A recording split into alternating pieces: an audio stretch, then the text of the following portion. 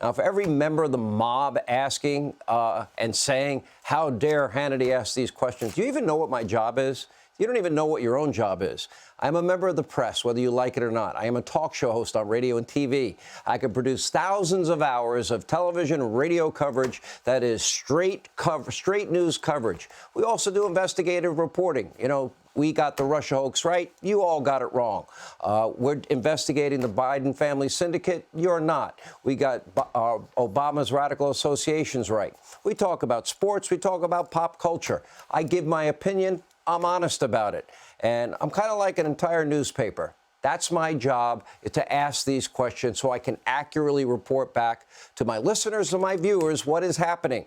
Here with the reaction to this, plus how Israel should respond to Hamas, their heinous attacks.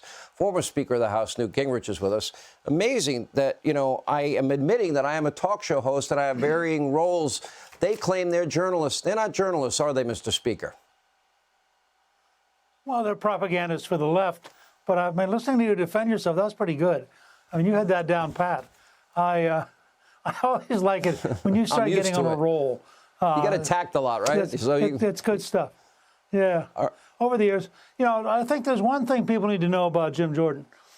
In his wrestling career, he was 156-1. He won 2 national championships. And if you know competitive wrestlers, they're very focused. They're very determined. They have an enormous instinct for figuring out how to get the other person to lose. And Jordan is a very serious, very competent person. Clifton and I were able to have dinner with he and his team just before this Congress opened up. And it was very revealing watching him work with the entire committee and how close he was to his committee members. My guess is either on the first or the second ballot tomorrow, he will be the speaker. I think Speaker McCarthy has a pretty good sense of exactly where they are. He has a good chance of making it in the first ballot. I think he almost certainly will make it on the second ballot because there are a handful of moderates, frankly, who are so angry at the Benedict Arnolds who created this mess that I think they find it hard to turn right around and give them a chance to say, gee, I won. Look how smart I am. So several of them have indicated they might vote for example, for Speaker McCarthy on the first ballot. My hunch is if they did, they would pivot and immediately vote for Jim Jordan. I suspect, except for the couple of people who are nuts on the and so we're part of that 8 people who betrayed their party. I suspect almost every Republican now understands that with the war going on in Israel, with the war going on in Ukraine, with the problems we have on the border, this is not a time for the House Republican Party to look childish and silly and in disarray. And I think the pressure will be very great tomorrow to elect Jordan. And I think Jordan will be a very strong, very compelling speaker. And I think he will be represent the whole party. I think in that sense, he gets it. He certainly has as the Judiciary Committee chairman.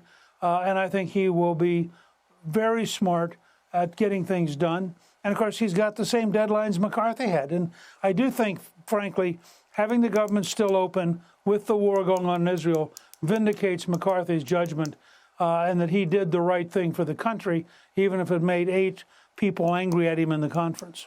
Whether you like him or don't like him, you got to admit he's being pretty gracious in helping to reopen the People's House, which I would argue it has to happen. It is an imperative, especially with all that you mentioned going on. Let's get your take on Israel. To me, the outcome needs to be, and I think it will be, Israel wins, even if they're fighting a 2-front war. In the north, Lebanon, Hezbollah. In the south, Gaza, Hamas, all funded by Iran. So they got very difficult military challenges ahead of them.